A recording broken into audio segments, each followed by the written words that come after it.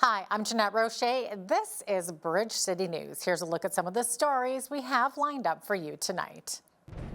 The results are still unofficial, but Blaine Hyggen will be back as Mayor of Lethbridge.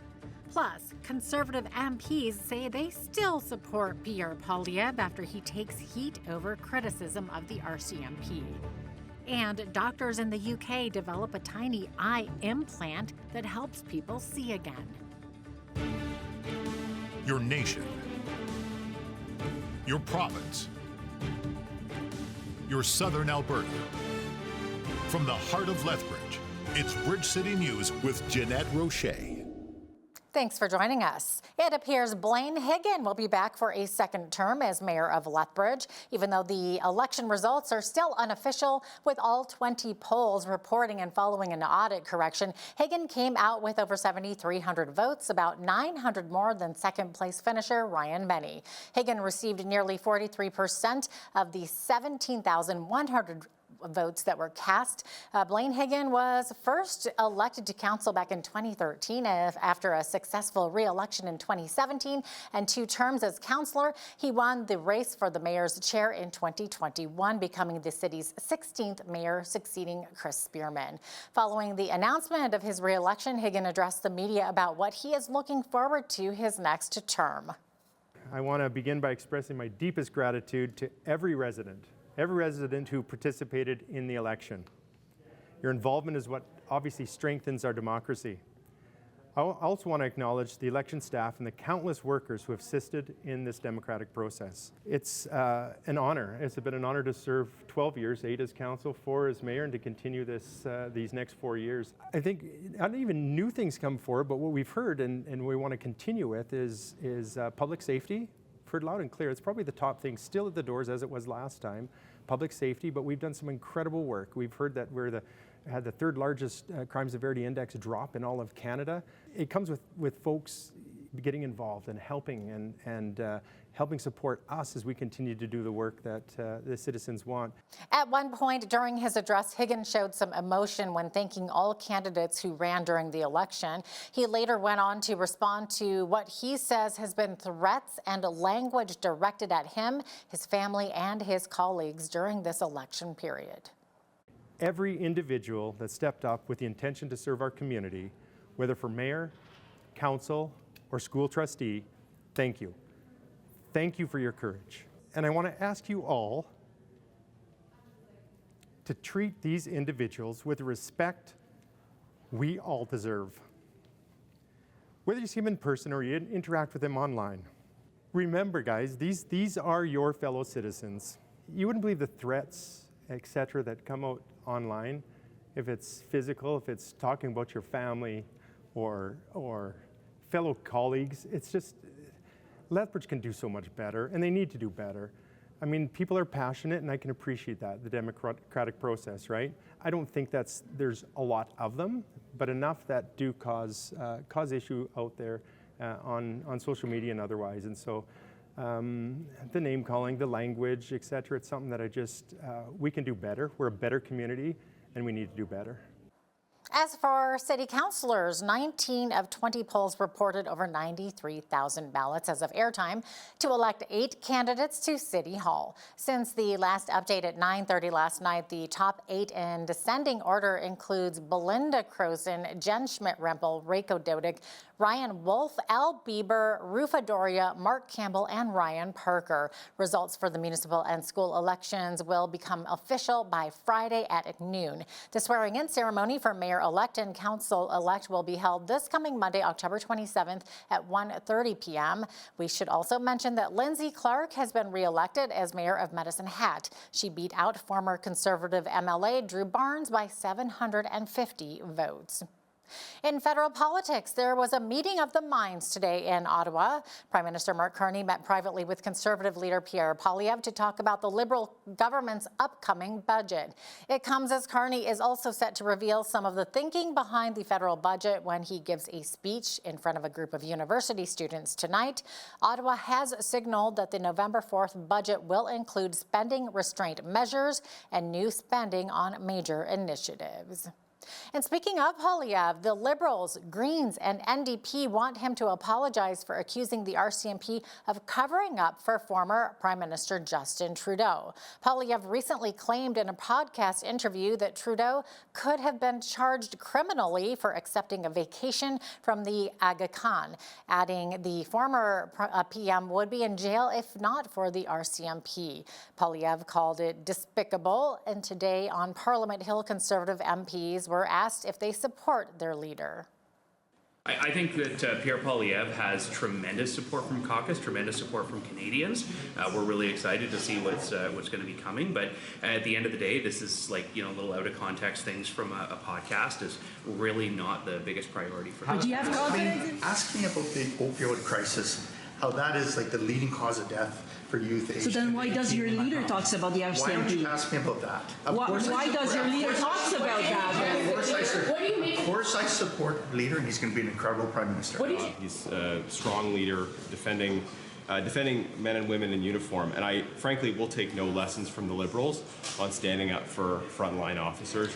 Our party is defending the work police officers do, that when people are arrested, when they're committing crimes, repeat violent offenders, they should be in jail, not out on bail. We've given the government a chance to adopt our jail not bail legislation, so we're standing up for. But do you think the RCMP is despicable?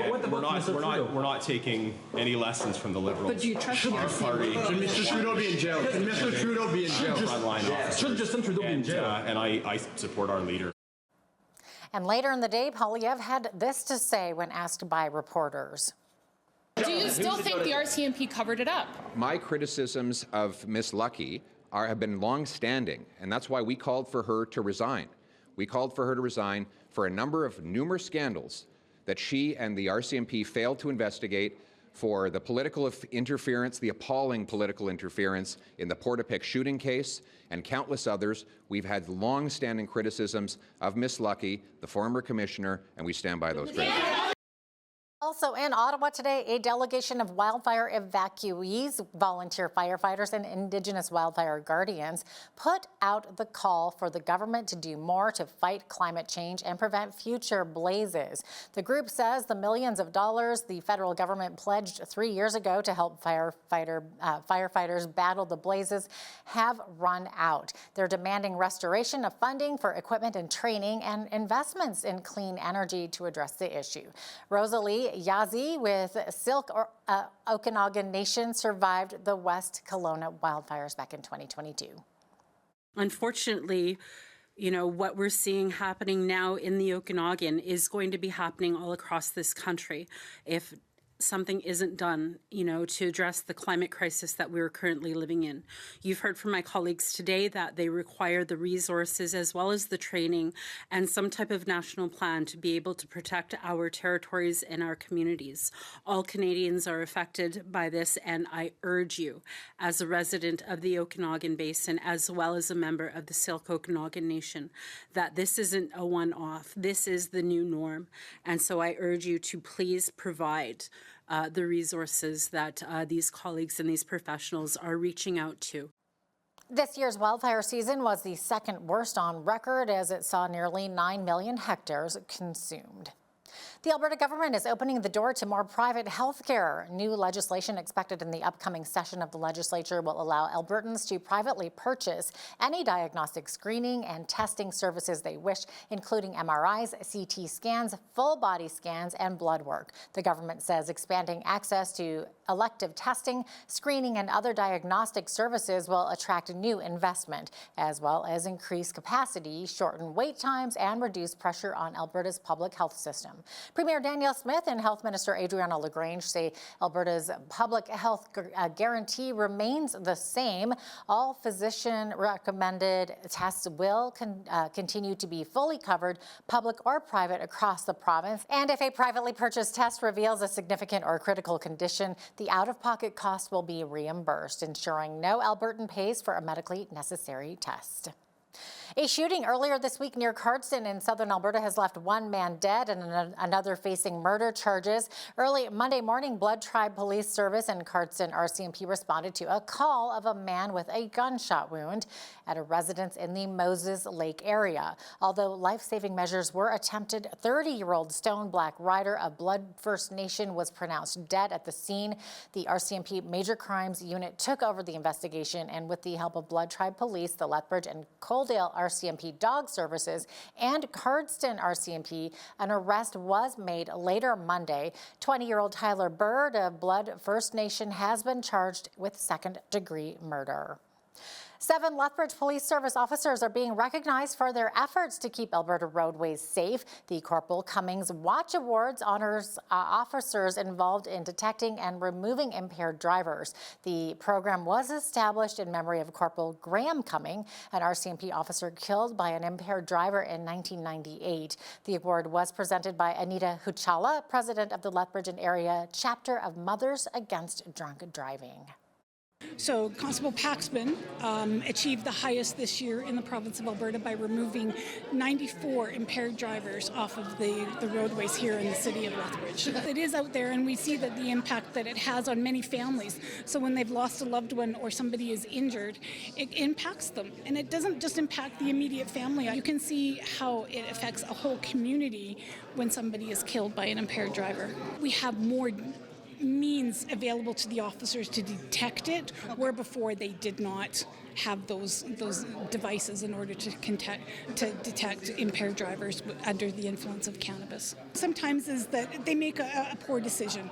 They don't set out to necessarily kill or injure anybody, but they're making that poor decision that they don't want to leave their vehicle somewhere. They want to make sure they get home.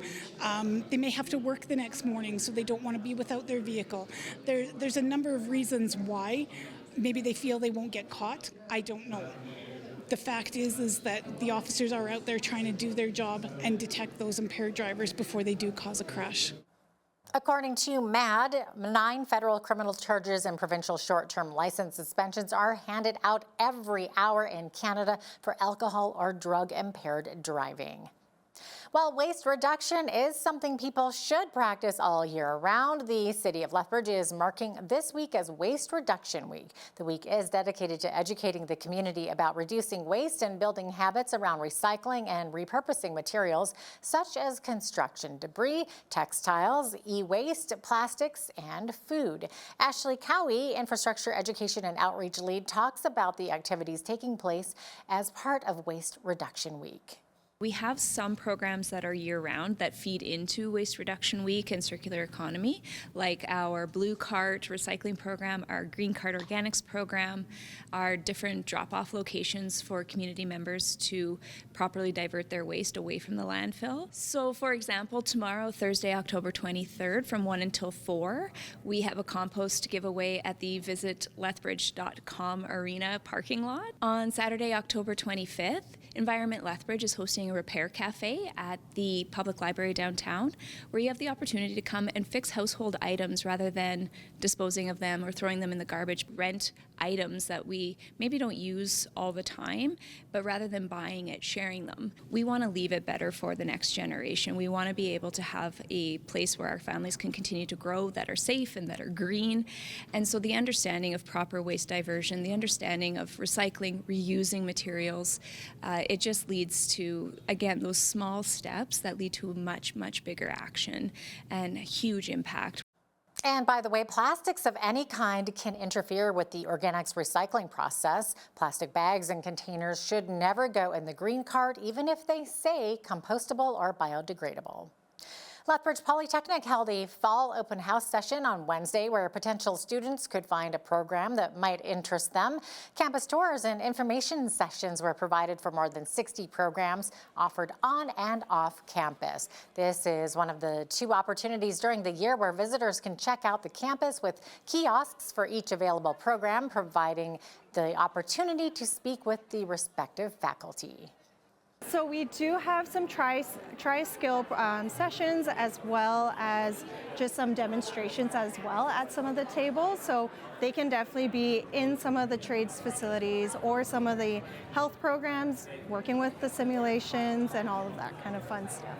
Some students really know what they want, what they're looking for, and some students, a lot of it is just kind of seeing what we have to offer, and that's why we have all the booths here for them to kind of check out. Some students don't even know some programs exist, so it's good for them to kind of look around. Well, honestly, I wasn't really sure what I was up to do, like in my future. I'm a grade 12 student, so I'm just recently going to be graduating this year, and I thought this was a really good opportunity to just like find out what I want to do when I get older, and yeah, it was really good. It's been really good. I'm here for the criminal justice program, hopefully getting into policing, and I don't know, just came to check out the campus and stuff. So came here on a tour with my high school, and we did a little bit of like a tour around the area for criminal justice, and I thought it was really interesting. So good. And some amazing scientific research to tell you about today. Doctors in Britain are using implanted microchips to help people with age-related macular degeneration learn to see again. The implant rests under the bipolar cells in the place of atrophied photoreceptors. It's difficult to read without central vision, so a pair of glasses with an embedded camera captures visual information from the environment, which is transmitted into the eye via near-infrared light. The implant accepts this light and stimulates the retina in the same pattern. So images reach the chip images then go back to the glasses, the images are refined and enhanced, and then they go back to the chip, processed through the remaining retina, the inner part, travel down the optic nerve up to the brain. So essentially when the patient puts on the glasses, this instantly all happens. And when I was given the book, I couldn't see it at all. It was like getting a cloud out and put it on the page, it was just white. And one day I started to see edges and I think, here we go now. They were giving me letters and I was doing it quick as lightning and I was getting excited. I thought, oh, it's meant to be. 38 patients in 5 European countries took part in the study. Of 32 patients given the implant, 27 were able to read again using their central vision.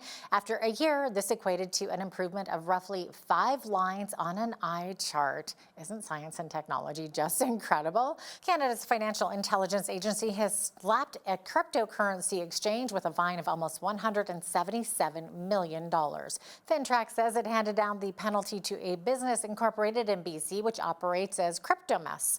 That's after it found Cryptomus failed to flag more than 1,000 interactions with suspected links to criminal activity. This is the largest penalty FinTrack has ever imposed. Some new developments today in the high-tech world. OpenAI has launched its new Atlas browser to compete with Google Chrome. OpenAI is hoping to pull in more internet traffic and revenue from digital advertising. It comes as more internet users are relying on artificial intelligence to answer their questions online. OpenAI says ChatGPT already has more than 800 million users, but many use it for free. And while they do have paid subscribers, the company is still losing more money than it makes. The launch could allow it to pull in more internet traffic and more revenue from digital advertising. But it's expected to face a major challenge against Google's Chrome, which has around 3 billion worldwide users and has been adding some AI features of its own from Google's Gemini technology. So far, Atlas has launched on Apple laptops and will later come to Microsoft's Windows, the Apple iOS phone operating system, and Google's Android phone system. Over 700 prominent computer scientists, economists, policymakers, and others are calling for a ban on AI superintelligence that threatens humanity.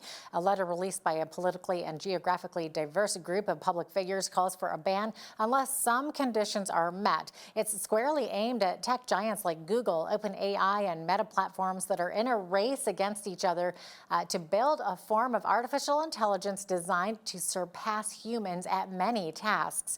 Many who have signed the letter include Apple co-founder Steve Wozniak, British billionaire Richard Branson, and Canadian AI pioneers Yoshua Bengio and Jeffrey Hinton.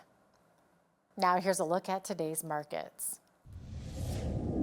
The TSX was up 94 points on the day to finish at 29,982. The Dow was down 334 points to 46,590. The S&P 500 was down 35 to 6699, and the Nasdaq was down 213 points to 22,740. West Texas Intermediate oil was up $2.14 to $59.38 US per barrel. Natural gas was down 3 cents to $3.43 US. Gold was down $25.95 to $4,098.40 US an ounce, and silver was down 25 cents to $48.45 US an ounce. Feed wheat is at $7.07 per bushel. Barley is at $5.62. Canola is at $13.90, and corn is at $7.29 per bushel. Live cattle were down $4.62 to $239.05. Feeder cattle were down $7.85 to $365.07. Lean hogs December contract was down 87 cents to $83.40, and the Canadian dollar was even over the past 24 hours and currently sits at $71.50 US.